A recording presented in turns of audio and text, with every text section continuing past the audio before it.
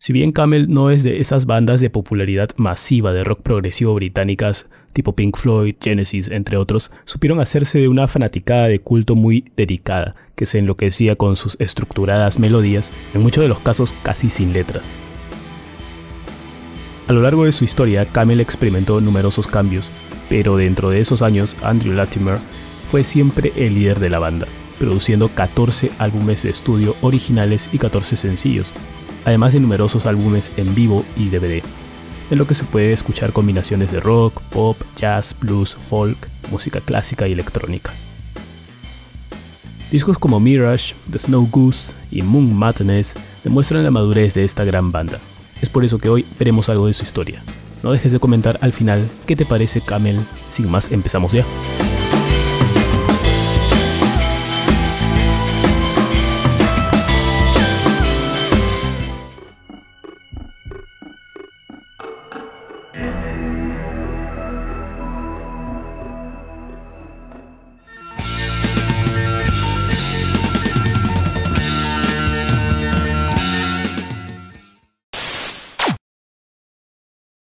Formada en 1971 en Guildford, Surrey, Camel estuvo conformada en un inicio por Andrew Latimer en guitarra, flauta, voz, Andy Ward en batería, Doug Ferguson en bajo, todos juntos al tecladista Peter Burdens, anteriormente de la banda Them. Sin embargo, hay que apuntar que los inicios de Camel se sitúan hacia 1964, cuando los hermanos Andrew e Ian Latimer se unieron a sus amigos Alan Butcher y Richard Over para formar un grupo llamado The Phantom Four. En 1969, Andrew organiza otro grupo, The Brew, junto a Ferguson y Ward, tocando así como un trío en su mencionada localidad, lo que sería el inicio para la agrupación de 1971. Con un breve paso junto al solista Phil Goodhand Tate en su disco I Think I'll Write a Song, con una gira incluida, el grupo siguió por su cuenta y unieron al tecladista Peter Burdens. Su primer concierto fue en el Waltham Forest Technical College de Londres, el 4 de diciembre de 1971, abriendo para Wishbone Ash.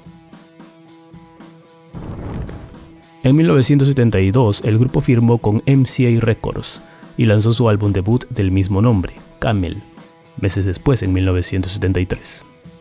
Dave Williams, productor a cargo, le sugirió conseguir un cantante, pero tras realizar una audición a casi 30 candidatos, decidieron cantar ellos mismos, siendo el timbre peculiar de las voces de Latimer y Burdens lo que se convertiría en uno de los rasgos distintivos del grupo. Camel todavía estaba encontrando su sonido característico en este primer álbum, en el que domina el órgano ejecutado por Peter Burdens, con chispazos de creatividad de Andrew Latimer. Además, se ha dicho que la música fluctúa de manera incierta entre improvisaciones artísticas, ritmos con inflexión de jazz y números de rock sin inspiración. Hay indicios de buenas cosas por venir por todo el álbum, temas como Slow Yourself Down o Never Let Go y números instrumentales como Aruba Luba o 6/8 que fueron perfilando el sonido de la banda, pero el disco no fue un éxito, y Camel se trasladó a la división Deram Records de Decca Records del Reino Unido. En 1974 el grupo cambió de sello discográfico, firmó con la subsidiaria de Decca, Deram, y lanzó Mirage. Es este álbum el que les hizo ganar muchos adeptos en el círculo del rock progresivo. Temas como Super Twister, escrita por Burdens, las suites de White Rider de Latimer y sobre todo Lady Fantasy, acreditada a todos los miembros, impresionaron a muchos.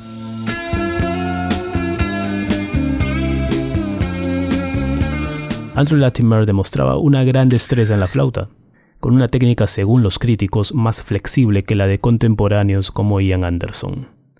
Aunque el álbum no logró mucho en el Reino Unido, ganó éxito en la costa oeste de Estados Unidos, lo que provocó una gira de 3 meses allí. En cuanto al arte, cabe mencionar que el álbum fue editado con tapas distintas en Europa y América, debido a que esta era muy parecida al paquete de cigarrillos Camel, muy popular en Estados Unidos pero no tanto en Europa, con cuya subsidiaria europea el grupo firmó un acuerdo: regalar con el disco pequeños paquetes de cigarrillos, 5 cigarrillos en un paquete. Mirage entró en los Billboard Top 149 y permaneció durante 13 semanas, Este álbum alcanzó prestigio con el tiempo y ha sido incluido en el puesto 21 de los 50 grandes discos de rock progresivo de todos los tiempos por la revista Rolling Stone.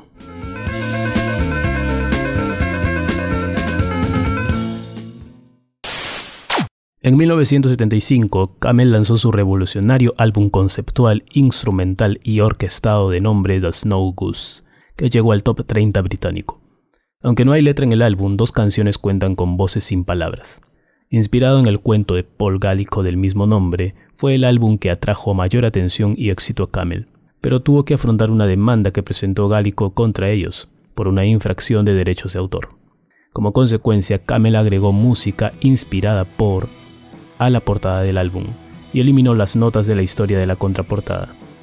El éxito del álbum, con temas como Rioter Goes to Town, The Snow Goose, Dunkirk, entre otras que llevan al oyente por el argumento de la novela, llevó a un prestigioso concierto con entradas agotadas en el Royal Albert Hall de Londres con la London Symphony Orchestra el 17 de octubre de 1975. Después de esta etapa de éxito, la audiencia inglesa de la banda disminuyó. Moon Madness de 1976 tuvo más éxito en los Estados Unidos, alcanzando el número 118, la posición más alta en las listas de éxitos jamás alcanzada por la banda en tierra americana. Camel profundizó en la guitarra y sintetizadores en este álbum, más parecido al rock progresivo inglés tradicional, dícese a lo Pink Floyd, aunque ocasionalmente se sumerge en el jazz, fusión, con ritmos sincopados y teclados imponentes. Las canciones son un poco más concisas y accesibles que las de su predecesor. Parte de la razón detrás del cambio en la dirección musical fue la insistencia del sello en que Camel se aventurara en un territorio más comercial después del experimental Snow Goose, aunque eso no significara un alejamiento de lo conceptual. Moon Madness es de hecho un álbum conceptual basado libremente en las personalidades de cada miembro. Chord Change es Peter Bardens, Airborne es Andy Latimer, Lunar Sea es Andy Ward y Another Night es Doug Ferguson. Aquí Bardens utilizó el Roland RS-202 Strings, un sintetizador que se lanzó en 1976, siendo él uno de los primeros en adoptarlo.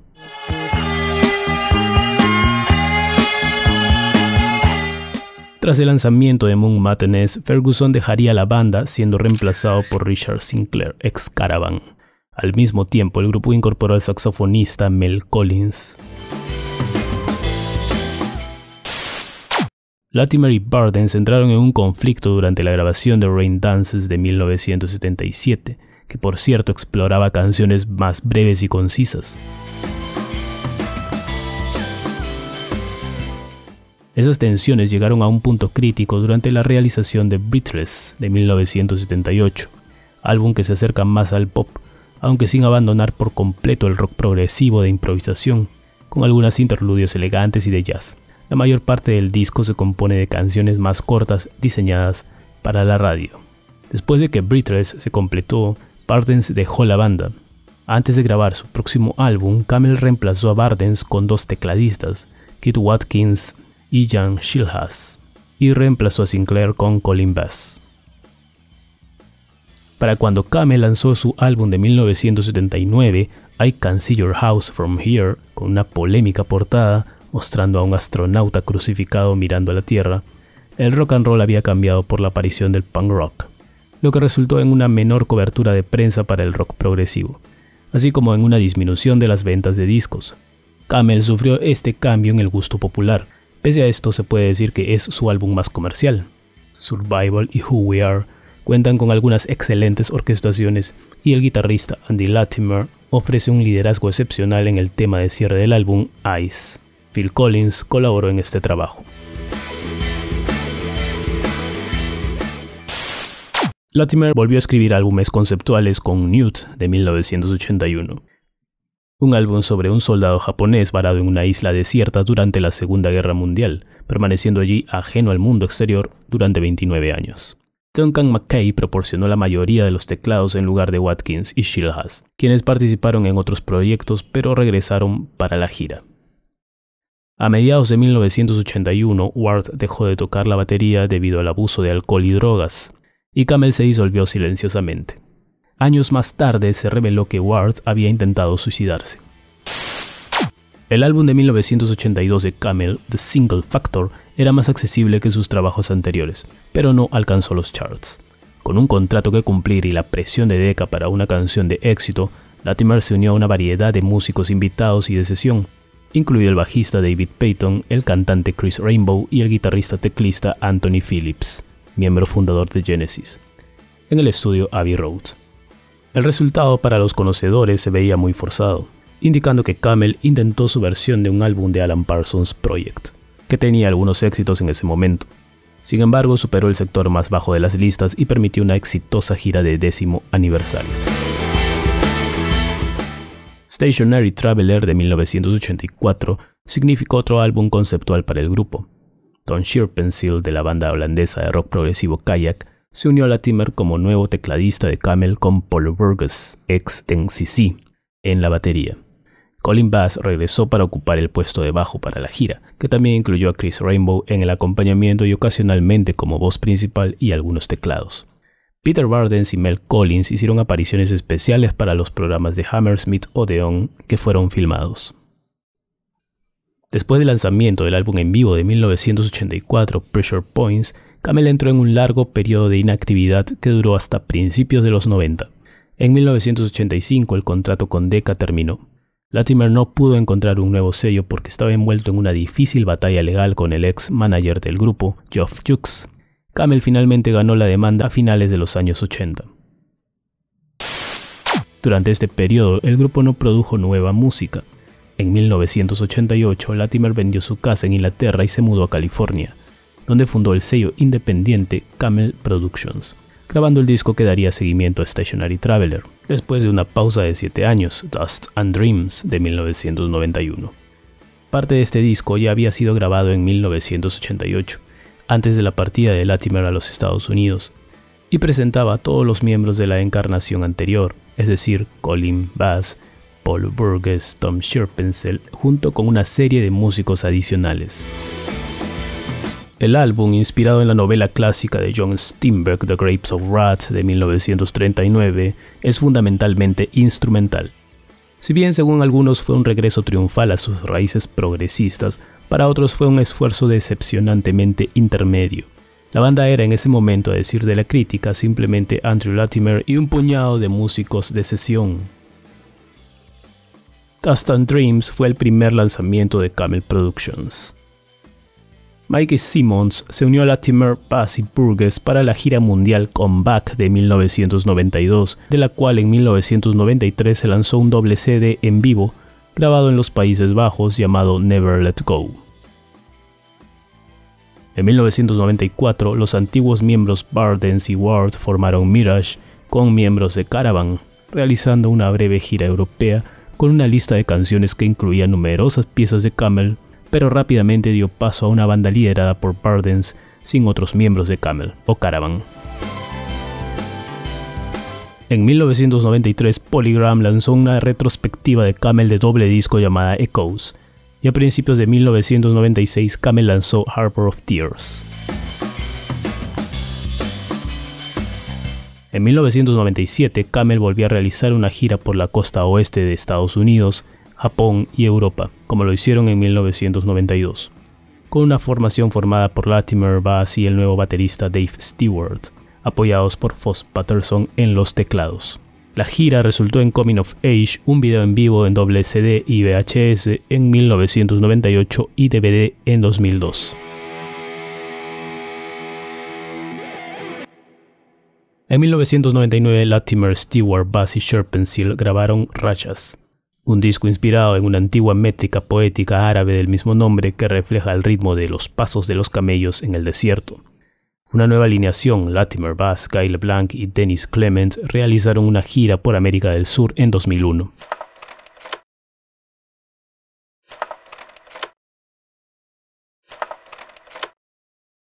En 2002, este cuarteto lanzó A Nut and a Wink, un álbum reflexivo y suave que presentaba de manera destacada la flauta de Latimer. El álbum fue dedicado a Peter Bardens, quien murió a causa de un cáncer de pulmón en enero del 2002. Ninguno de los discos post-para de Camel de 7 años tuvo el reconocimiento que tuvieron los anteriores. En mayo del 2007, Susan Hoover, esposa de Latimer, letrista que también apoyó a su esposo en la banda, anunció a través del sitio web y el boletín de Camel Productions que Andrew Latimer padecía un trastorno sanguíneo progresivo, llamado policitemia vera, desde 1992, que había progresado a mielofibrosis. Esta fue parte de la razón por la que Camel dejó de realizar giras extensas. Latimer se sometió a quimioterapia y un trasplante de médula ósea en noviembre del 2007. Respondió bien al tratamiento, pero con fatiga y ciclos de dolor articular severos. En el boletín de septiembre del 2008, informó que Latimer estaba recuperando fuerza gradualmente y que guardaban mucho optimismo en relación a una eventual mini gira de Camel y el lanzamiento de un nuevo álbum de estudio. Pero esto aún no ha ocurrido. En cambio, sí varias giras exitosas entre el 2013 y 2017.